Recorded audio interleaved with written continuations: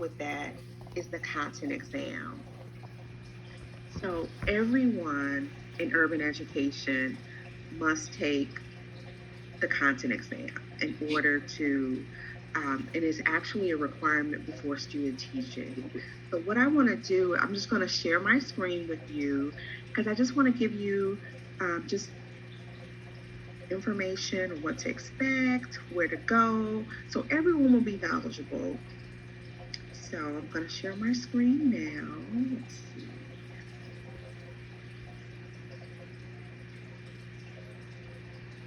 Okay, I was looking at the EdTPA chat.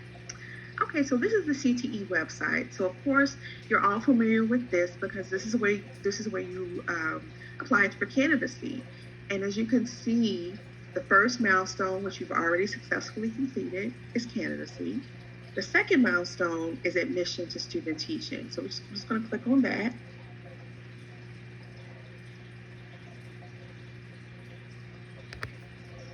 And this gives you a lot of detailed information about the application, deadlines, and as you can see, for spring, the deadline is June 15th. So as early as March 15th, you can access the application just to kind of get familiar with what to expect. It's pretty straightforward. Just your information, um, the semester you're planning on student teaching. Just it gives you an opportunity to just update like emergency information, your contact information, things like that. Um, for one important step, so you would, start your application here. The CPS, student teaching registration process, you will receive detailed instructions from CTE, from Brittany Beck James, who's the coordinator of student teaching, about when you should start this process. So, as you know, your field work is at a CPS school and student teaching is at a CPS school. I know that this is the first time that it's a possibility kind of opening it up. There might be some placements um, outside of CPS, but pretty much all your placements will be at a CPS school.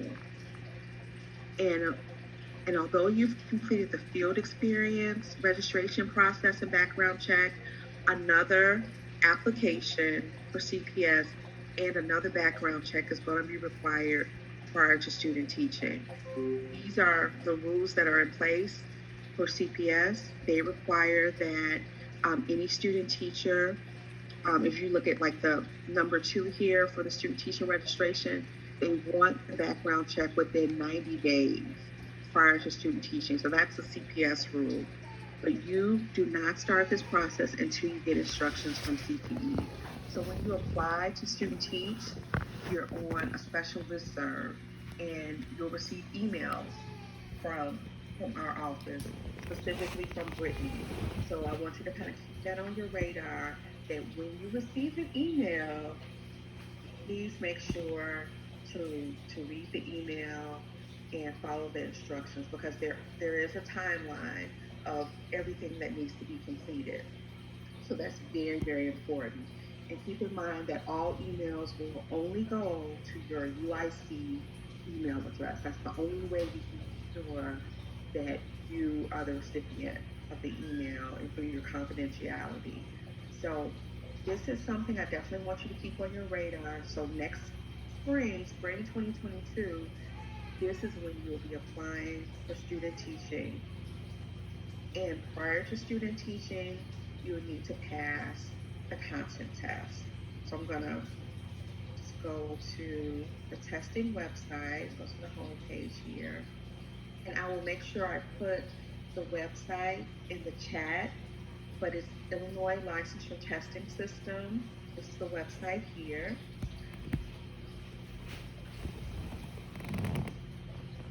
And the test that you will complete is number 305. This is elementary education grades 1 through 6.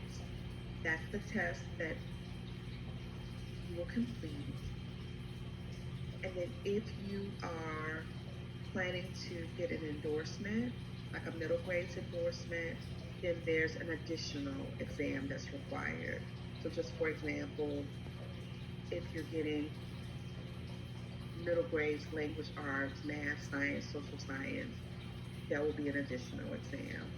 Now, for student teaching, you must complete the 305. Must do that. But for the middle grades, the endorsement, it is possible for you to complete that exam the semester that you are student teaching.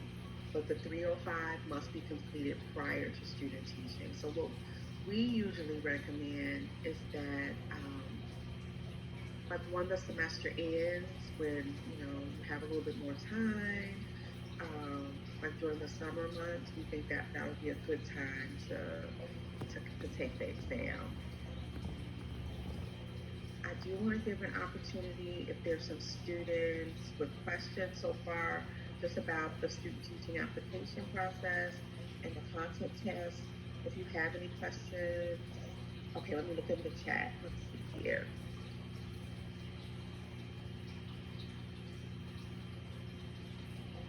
What about early childhood? Okay.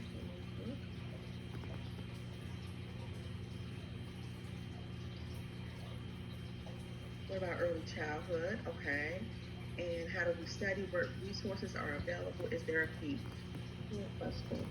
So there is a fee for every exam, and I'll just share my screen again just so that you can get an idea of what to expect. So we're gonna just go back up to elementary.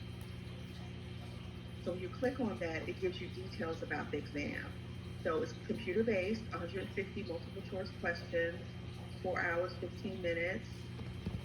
The fee is $122. The minimum passing score is 240. The perfect score, the max you could get is 300, but you need to get at least a 240 to pass the exam. If you do need to take the exam, there's no limit to the amount of times you can retake it. So there is a fee, and they do have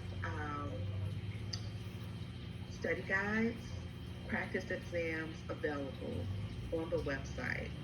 So they do have that available for you to help you prepare. You just click on prepare here, and as you can see, there's study guides, practice exams. The study guides are free. The practice tests, there's a fee for that. But what I find, a lot of students have shared with me